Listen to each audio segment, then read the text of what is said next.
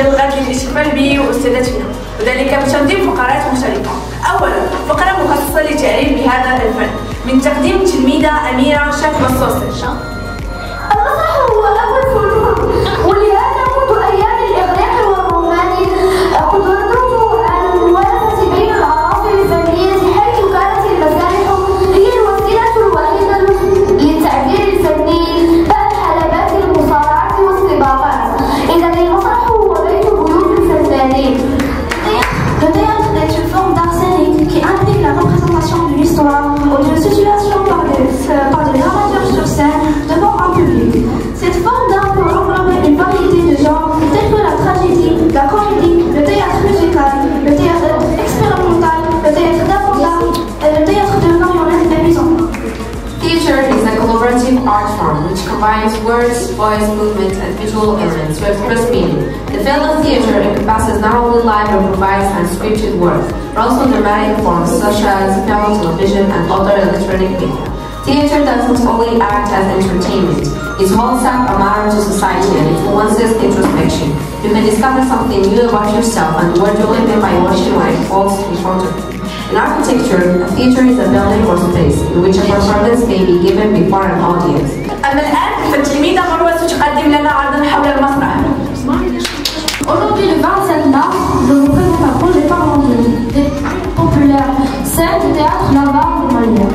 En premier, faisons une petite introduction sur l'auteur et son œuvre, puis vous allez vous poser la question qui est Molière. C'est ce qu'on va y répondre. Aussi, la fiche de lecture d'après la première de l'œuvre, une courte analyse sur le langage et le moral de L'Avare, puis son observation. Molière, c'est un comédien et auteur de pièces de théâtre. Jean-Baptiste Poquelin, de son vrai nom, est né en 1622 à Paris. Son père est un riche tapissier qui a l'honneur de s'occuper de la chambre du roi. Jean-Baptiste, lui, est attiré par le théâtre. Il crée sa propre compagnie, Illustre Théâtre, où il prend le pseudonyme de Molière. Je vous laisse avec une vidéo sur Molière qui discute sa biographie. On dit que le français est la langue de Molière. Mais au fait, qui est Molière? Jean-Baptiste Poquelin, de son vrai nom, vit pendant le grand siècle, celui du roi Soleil, Louis XIV. Écrivain, acteur, metteur en scène, il multiplie les casquettes. Enfin, à l'époque, c'était plutôt les perruques. Il est né en 1622 dans une famille bourgeoise. Son père est tapissier pour le roi. Enfant, Jean-Baptiste aime se promener dans les rues de Paris. Ce qu'il préfère, ce sont les foires, où l'on peut voir des saltimbanques faire des acrobaties. Le destin de Jean-Baptiste semble tout tracé. Il prendra la suite de son père et deviendra tapissier du roi. Pour être digne de cette place, il lui faut une formation solide et une bonne culture générale. Il entre donc au collège de Clermont, aujourd'hui Louis-le-Grand, à Paris. Dans des classes immenses, plus de 200 élèves travaillent en silence. Comme ils sont sages. Ils étudient les mathématiques, la philosophie et les tragédies grecques.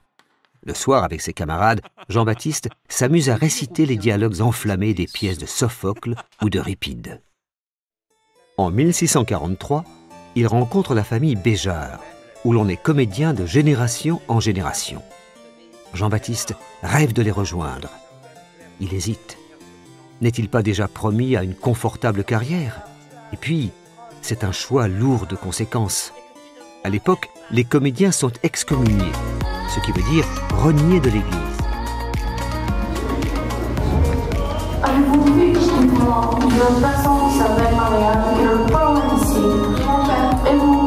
Mais où il parlait? Comment vous trouvez-vous cette fille? Enfin, je suis bien, vous trouvez dans le sentiment comme son maintien en elle et sa douceur en elle est là. Et je suis ravie de l'épouser. Comment? Vous épousez Maria? Qui? Oui, moi, que veut dire cela? Il m'a pris tout d'un coup et effectivement, il m'a dit d'ici.